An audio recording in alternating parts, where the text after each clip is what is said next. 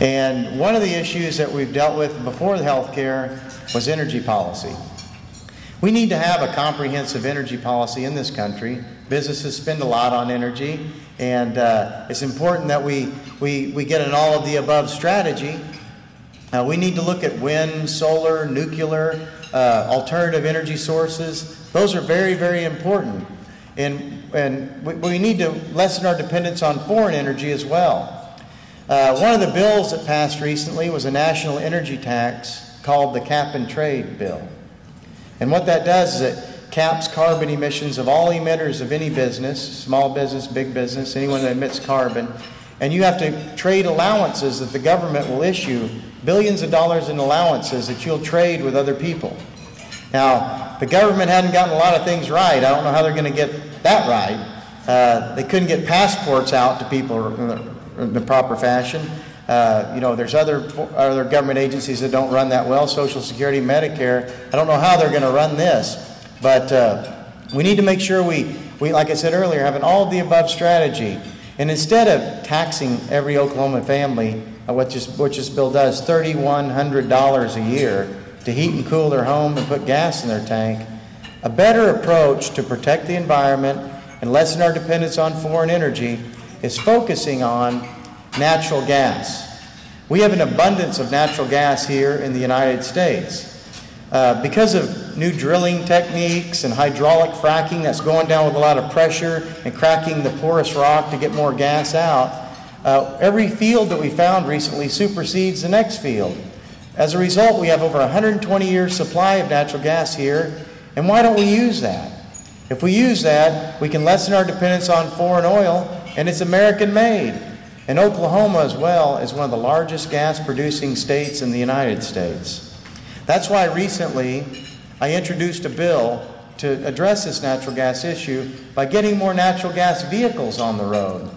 They burn cleaner. We use 21 million barrels of oil every day in the United States, and 69% of that 21 million barrels of oil is used for transportation fuel. So what my bill does is looks at ways to do research and development, for example, on the Cummins diesel engine.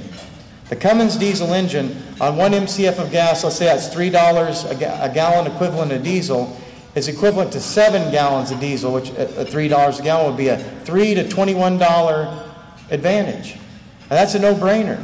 We need to do that, and we're very close to getting that done. Also, people having natural gas vehicles and refining the tank, that you get more range. It's not a bottle in the trunk, that you get the range you would on regular gasoline is very important as well, and we're working on that. But here in the United States, we have 150,000 natural gas vehicles. In the world, in Latin America, in Europe, in China, around the world, there's over 10 million natural gas vehicles. This is a way that we can address the problem, and in the meantime, look at alternative energy sources like nuclear, wind, solar, all of those others, which aren't viable yet, but will be in the future. So energy is extremely, extremely important. I think that's a better way to approach it.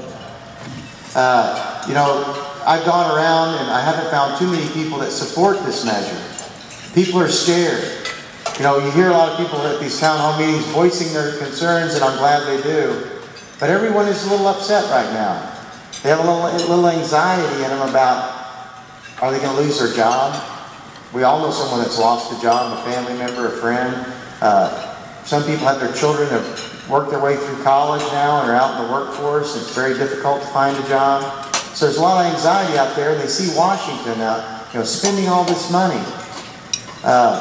You know, I think we can have a better healthcare system by, first of all, getting all the stakeholders, and that means you, the patients that are going to be involved in it, at the table.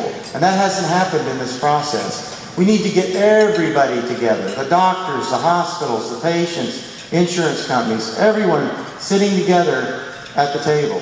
And that didn't happen in this. We need to do that, and we need to also do it incrementally. We can't do it all at once.